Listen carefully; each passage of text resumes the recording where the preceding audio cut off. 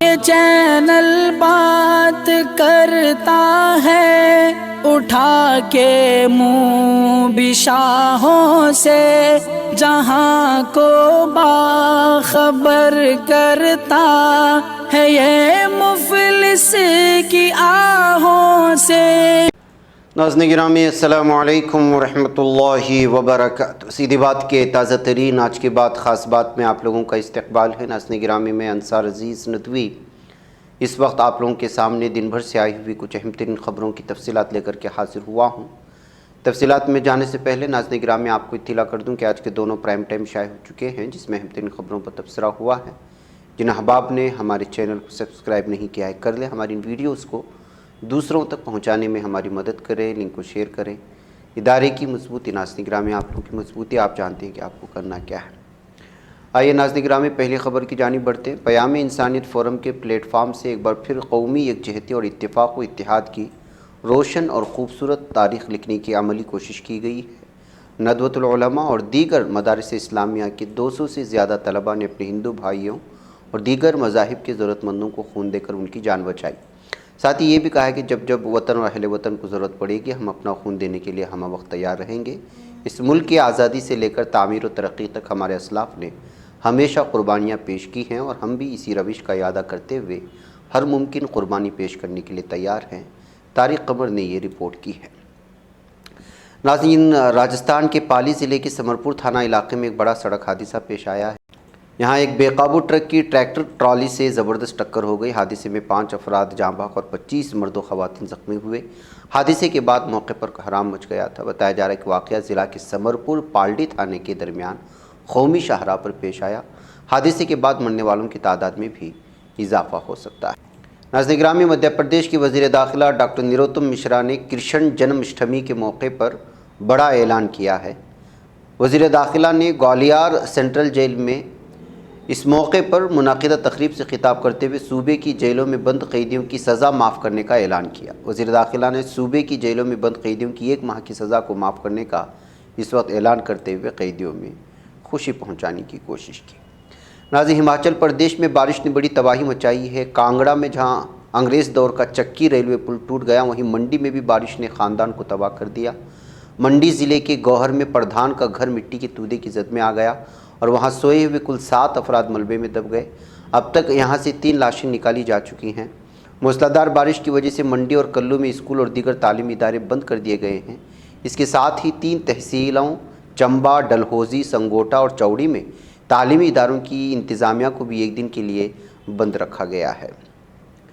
ناظرین، aviation regulatory DGCA نے خراب موسم میں اسپائس جیٹ طیارے کے شدید لرزنے اور کئی مسافروں کے زخمی ہونے کے واقعے کے سلسلے میں پائلٹ کا لائسنس 6 ماہ کے لیے معطل کر دیا ہے۔ یہ واقعہ 1 مئی کو پیش آیا تھا۔ یہ طیارہ ممبئی سے درگاپور جا رہا تھا۔ اس وقت بتایا گیا تھا کہ طیارے کی سنگین ایٹماسفیئر ڈسٹربنس کے رابطے میں آنے کی وجہ سے اس میں سوار 14 مسافرین اور عملے کی 3 ارکان زخمی ہو گئے تھے۔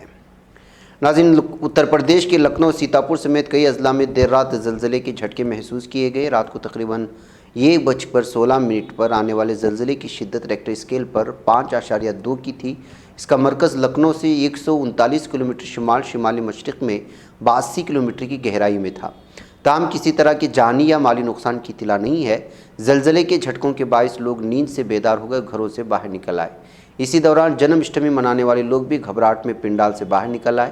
لوگوں کے مطابق جھٹکا اس قدر شدید تھا کہ گھروں میں رکھی سامان کافی دیر تک لرزتے رہے تھے۔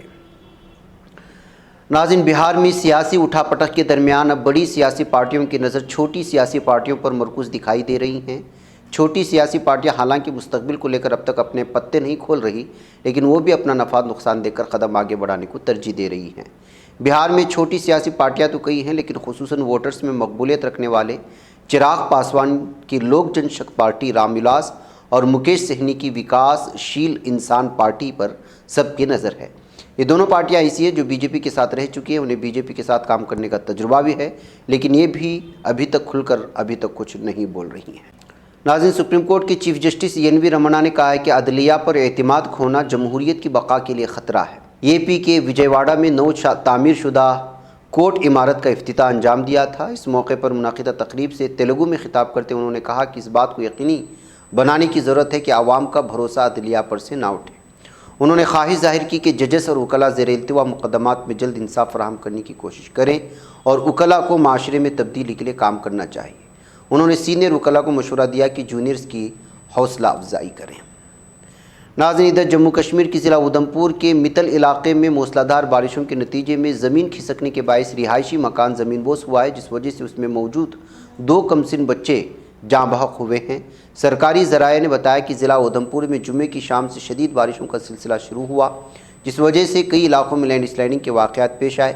معلوم ہوا کہ اودھمپور کے سامول متل گاؤں میں موسلا دھار بارشوں کے نتیجے میں زمین کھسکنے کے باعث ایک رہائشی مکین زمین بوس ہوا تھا، جس دوران 2 بچے ملبے تلے نیچے زندہ دفن ہو گئے تھے۔ ناظرین، افغانستان کے قائم مقام وزیر دفاع ملا یعقوب نے کہا ہے کہ ہم اپنے ملکی معاملات کے خلاف کسی کی بھی خواہش کو قبول نہیں کریں گے۔ اب افغانستان حقیقی معنوں میں آزاد خود مختار ملک ہے۔ افغانستان کے یوم آزادی کے موقع پر منعقدہ تقریب سے خطاب میں افغان وزیر دفاع نے عالمی قوتوں کو پیغام دیتے ہوئے اس عہد کا اظہار کیا۔ ملا یعقوب نے کہا کہ افغانستان کسی کی معیشت، فوج اور سیاست پر انحصار نہیں کرتا۔ بعض ممالک چاہتے ہیں کہ مختلف وجوہات کی بنا پر ان کے مطالبات تسلیم کیے جائیں، مگر ہم بتانا چاہتے ہیں کہ ملکی مفاد اور مذہب کے خلاف کوئی بھی مطالبہ ناقابل قبول ہوگا۔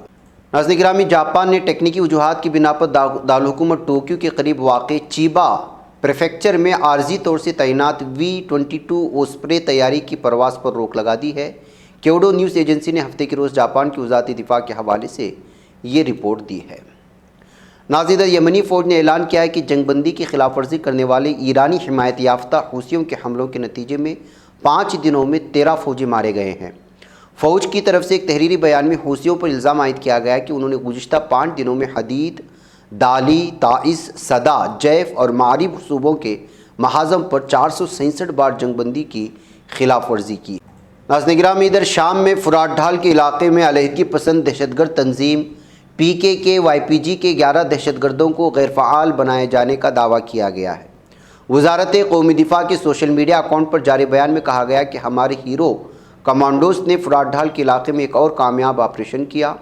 انہوں نے امن اور سلامتی کے ماحول کو خراب کرنے کے لیے حملہ کرنے کی کوشش میں ہونے والے PKK-YPG کے 11 دہشت گردوں کو بے اثر کرنے کی بات کہی ہے۔ ناظرین، صدر رجب طیب اردوغان نے 5ویں اسلامی یکجہتی گیمز میں 341 تمغے جیتنے والے قومی کھلاڑیوں کو مبارکبادی پیش کی ہے۔ جناب اردوغان نے سماجی رابطوں کے پیج پر اپنے پیغام میں لکھا ہے کہ میں اپنے تمام قومی کھلاڑیوں کو مبارکبادی پیش کرتا ہوں، جنہوں نے سخت محنت کی اور قونیا میں منعقدہ 5ویں اسلامی یکجہتی گیمز میں کل 341 تمغے حاصل کرتے ہوئے تاریخ رقم کی ہے۔ ناظرین، ادھر صومالیہ میں دارالحکومت موغادیشو کے حیات ہوٹل پر حملے میں کم از کم 15 افراد کے ہلاک ہونے کی خبریں آ رہی ہیں۔ قومی میڈیا میں شائع خبروں کے مطابق کل شام ہونے والے حملے میں ہلاک شدگان میں سیکورٹی اہلکار اور ہوٹل کا مالک بھی شامل ہے اور مہلوکین کی تعداد لگاتار اضافہ ہوتا جا رہا ہے۔ ناظرین، الجزائر کی ادارہ برائے سول ڈیفنس نے اطلاع دی ہے کہ ملک کے مختلف شہروں میں لگنے والی اور 37 افراد کی اموات کا موجب بننے والی جنگلات کی آگ پر مکمل طور پر قابو پا لیا گیا ہے۔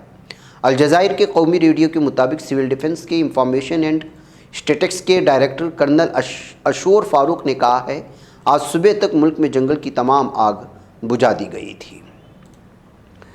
ناظرین، عراق کے شہر کرکوک میں داعش کے حملے میں ہائی وولٹیج بجلی کی تاروں کی تخریب کاری کی گئی ہے۔ کرکوک محکمہ پولیس کے پریس ترجمان عامر نوری کا ماننا ہے کہ داعش کے کارندوں نے شہر سے منسلک مولا عبداللہ نامی گاؤں کے جوار میں انٹر سٹی بجلیوں کی تاروں کو نقصان پہنچایا۔ نوری نے بتایا کہ دہشت گردوں نے شہر کے ایک بڑے حصے صلاح الدین شہر کی کچھ آئل فیلڈز کو بجلی فراہم کرنے والی 90 نمبر کے ہائی وولٹیج لائن پر بم سے دھماکہ کیا تھا۔ ناظرین، ادھر مقبوضہ مغربی کنارے میں غیر قانونی ظالم دہشت گرد قابض یہودی بستیوں کے خلاف مظاہروں میں اسرائیلی فوج کی مداخلت کے نتیجے میں 9 فلسطینی نوجوان زخمی اور درجنوں گیس سے متاثر ہوئے ہیں۔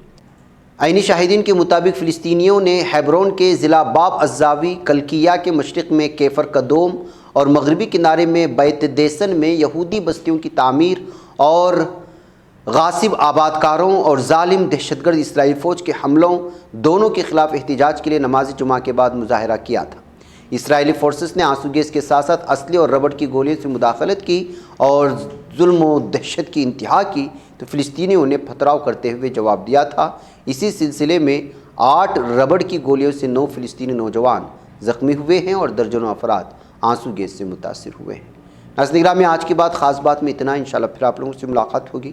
مجھے یہاں پر اجازت دیں۔ السلام علیکم ورحمۃ اللہ وبرکاتہ۔ یہ چینل حق نگر بن کر کچل دیتا ہے فتنوں کو، اگر گندی ہو پالیسی تو مرتے دیکھ کتنوں کو، اسی بازار میں بکتے ہوئے دیکھا ہے سپنوں کو، سبھی یکساں ہے یہ پیغام دو غیروں کو اپنوں کو، وطن اہل وطن کا ہے گلے بے خار سیدھی بات۔